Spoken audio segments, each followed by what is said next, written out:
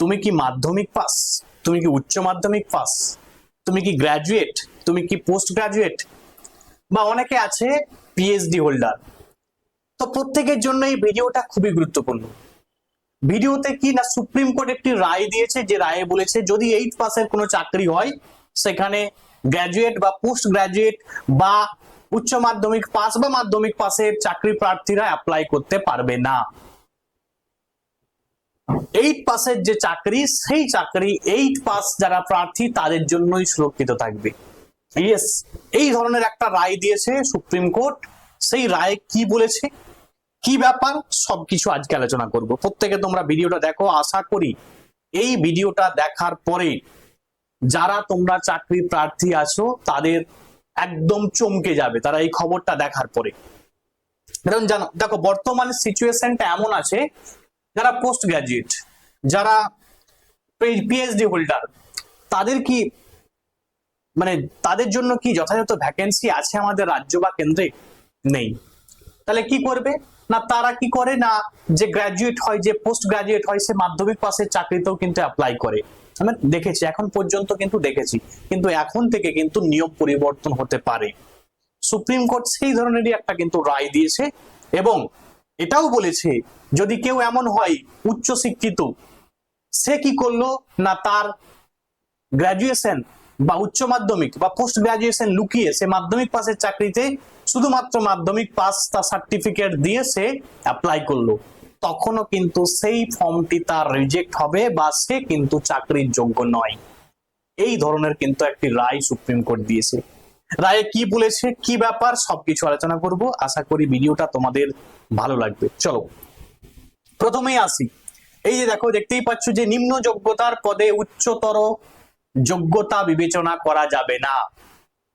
Supreme court রায় দিয়েছে যে উচ্চ শিক্ষাগত যোগ্যতা সম্পন্ন কোনো ব্যক্তিকে এমন কোনো চাকরির জন্য নির্বাচিত করা যাবে না যা স্পষ্টতই নিম্ন যোগ্যতা সম্পন্ন প্রার্থীদের জন্য নির্ধারিত। আদালত বলেছে যে যদি কেউ এই ধরনের চাকরি পাওয়ার জন্য তার উচ্চ শিক্ষা গোপন করে, তবে তা প্রকৃত যোগ্য অন্যান্য প্রার্থীদের সুযোগ কেড়ে নেয়। মামলাটি ছিল সিন্ডিকেট ব্যাংকের একজন ব্যাংক অ্যাটেন্ডেন্টের চাকরি সংক্রান্ত।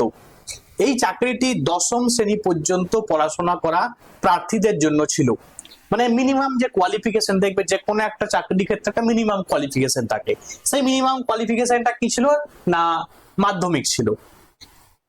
আদালত ব্যাখ্যা করেছে যে কম যোগ্যতা সম্পন্ন ব্যক্তিদের জন্য কিছু পদ সংরক্ষিত রাখা হয় যাতে তারা সরকারি নিয়োগের সমান সুযোগ পায়।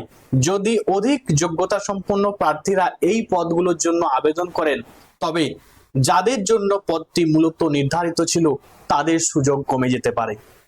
তাহলে এই ধরনের একটি রায়। দেখো সুপ্রিম কোর্টের যে ভিউ আছে, সে ভিউকে আমি মেনে নিলাম, একদম সমর্থন করলাম যে হ্যাঁ, মাধ্যমিক পাসের চাকরি যারা মাধ্যমিক পাস করেছে অনলি তারাই ওইটাতে অ্যাপ্লাই করতে পারবে।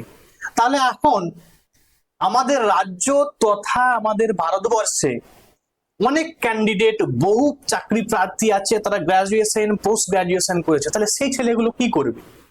তাদের জন্য কি যথাযথ ভ্যাকেন্সি আছে তাদের শিক্ষা অনুযায়ী? তাদের জন্য কিন্তু সেই যথাযথ ভ্যাকেন্সি নেই। তারা কেন এই নিম্ন যোগ্যতার চাকরিতে তারা অ্যাপ্লাই করছে সেটা আগে বুঝতে হবে। কারণ ভ্যাকেন্সি যখন বেরোচ্ছে না, ঠিক আছে, যখন বিভিন্ন দুর্নীতির মাধ্যমে পিছন দরজা দিয়ে ঢুকে যাচ্ছে, তাহলে তাদের কোনো উপায় থাকছে না। তারা যাচ্ছে যে মাধ্যমিক পাস হোক, 8 পাস হোক, গ্রুপ ডি চাকরি হোক না কেন, আমি গ্রাজুয়েট করি না কেন, আমি পোস্ট গ্রাজুয়েট করি না কেন, আমাকে যে কোনো একটা সিকিউর লাইফ আমাকে বেছে নিতে হবে। তার জন্য আমাকে সে নিম্ন যোগ্যতা সম্পন্ন চাকরি হলেও আমাকে করতে হবে, কারণ আমাকে আমার সংসার এর বোঝ আমাকে কিন্তু বইতে হবে। যে কারণে কিন্তু তারা অ্যাপ্লাই করছে। তো এই সুপ্রিম কোর্টের যে পর্যবেক্ষণ, সেই পর্যবেক্ষণের সঙ্গে তোমরা কতটা যুক্তিযুক্ত এবং এই সুপ্রিম কোর্টের রায়কে তোমরা কতটা সমর্থন করছো অবশ্যই জানাবে। আজকের ভিডিওটা এখান পর্যন্ত, এবং তোমাদের যে মতামত, তোমাদের যে ভিউ, সেটা কিন্তু কমেন্টে জানিও। Thanks for watching.